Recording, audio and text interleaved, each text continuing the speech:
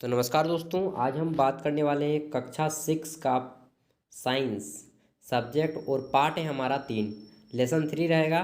Part का नाम है तंतु से वस्त्र तक। ठीक, इसमें हम सारे क्वेश्चन आंसर करेंगे और पहले ही हम पार्ट को पढ़ चुके हैं। तो आइए शुरू करते हैं। देखिए, यह रहा हमारा अभ्यास, यानी कि आपका जो है प्रैक्टिस करना है।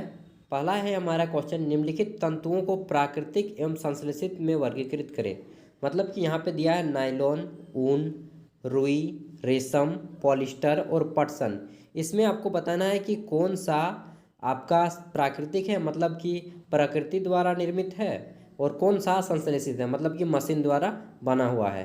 तो देखिए इसका उत्तर, ऊन जो है प्राकृतिक है, रेशम प्राकृतिक है, पटसन जिसे आप पटसन को क्या बोलते हैं, दूसरा नाम भूल गए, चलिए।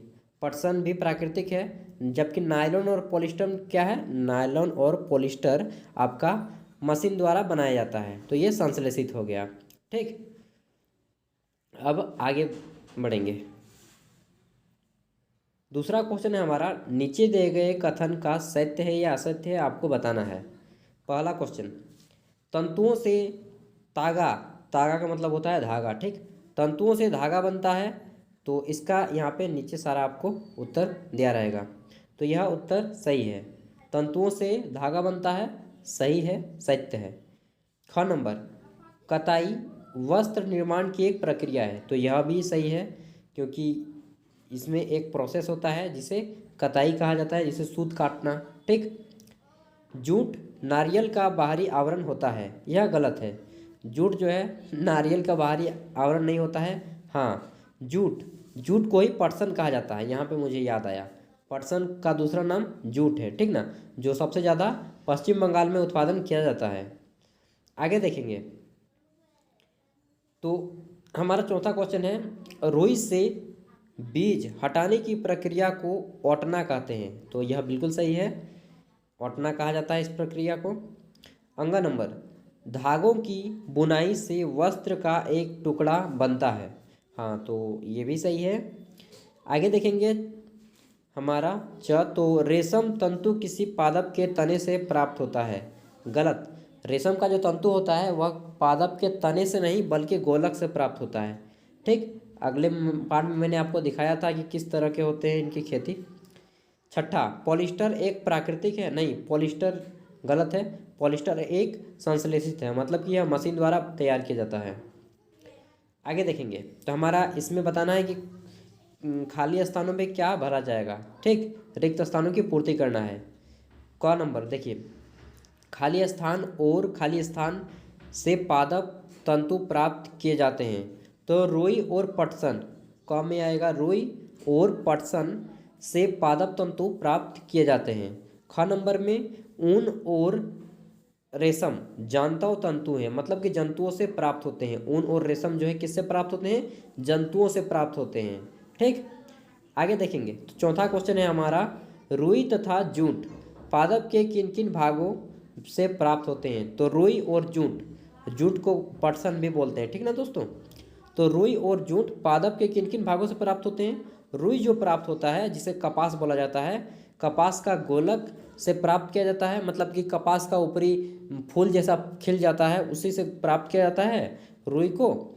और जूट का जो है उसको पादप के तने से रेशे को प्राप्त किया जाता है। इसके लिए इसे पानी में बहुत दिन तक डुबा के रखा जाता है, फिर इसको हाथ से अलग किया जाता है। ठीक, जूट को, मतलब कि जूट का सिंपल भाषा समझिए कि सनखाड़ी आपने नाम सुना होगा, उसी को जूट बोलते हैं। ठीक, अब आगे देखेंगे, नारियल तंतु से बनने वाली दो वस्तुओं के नाम लिखें। तो नारियल की तंतु मतलब कि नारियल का रेशा, नारियल रेशा से बनने वाले नारियल का रस्सी आप लोगों ने देखा होगा, अक्सर लोग घर बनाते समय लाते हैं नारियल की रस्सी।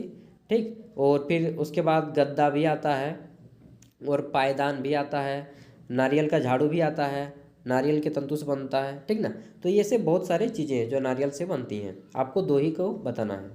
आगे देखिए छठा क्वेश्चन, तंतुओं से तागा, तागा मतलब होता है धागा। ठीक, सूता, तंतुओं से धागा निर्मित करने की प्रक्रिया को आपको बताना है। तो देखिए इसकी पहली प्रक्रिया होता है कि कपास गोलक से रेसे ओटने की प्रक्रिया प्राप्त की जाती है। मतलब सबसे पहले रेसे बनाए जाते हैं, फिर रेसे को पारंपरिक ढंग से हाथों से अलग किया जाता है, और आजकल तो मशीनें भी आ गई हैं, ठीक ना। तो जैसा भी हो उनको अलग किया जाता है। उसके बाद ये हो गई कपास से। पटसन की बात करें तो पटसन के लिए क्या किया जाता है, पटसन को पहले पानी में, यानी कि सनखाड़ी को, सनखाड़ी जिसे बोलते हैं, उसको सबसे पहले पानी में डुबो कर रखा जाता है। आप लोगों ने देखा होगा कि तालाबों में कई दिनों तक लोग उसको डुबो के रख देते हैं। उसके बाद फिर उसको हाथ से छुड़ाते हैं, हाथ से छुड़ाने के बाद फिर धूप में सूखने देते हैं, ठीक ना। उसके बाद इसकी तंतु को, यानी कि रेशे को प्राप्त किया जाता है, और उसके बाद वस्त्र यानी कि कपड़ा बनने के लिए तैयार हो जाते हैं। तो ये हो गई एक प्रोसेस।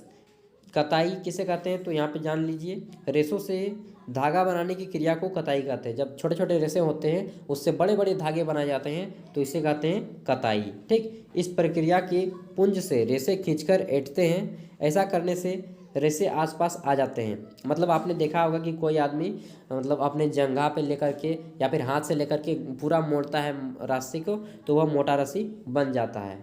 तो यहाँ पे हमारा पूरा चैप्टर कंप्लीट हो गया दोस्तों। यह छोटा सा चैप्टर था। अगर आपको डिटेल में जानना है तो आप जाके हमारी वो वाली वीडियो देख सकते हैं, जिसमें कि पूरा का पूरा पार्ट के बारे में हम लोग अच्छे से अध्ययन किए हैं। तो बस इस वीडियो में यहीं तक, फिर मिलते हैं अगले वीडियो के साथ।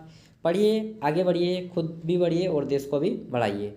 अगर आप हमारे चैनल पर पहली बार आए हैं दोस्तों तो प्लीज़ सब्सक्राइब कर लीजिएगा, बेल के आइकन को प्रेस कर दीजिएगा। और हाँ, अगर आपका कोई दोस्त यूपीएससी की तैयारी कर रहा है या फिर कक्षा 6 to 12 के बीच में है तो प्लीज़ उन तक वीडियो को शेयर कर दीजिएगा। और हाँ, बीए और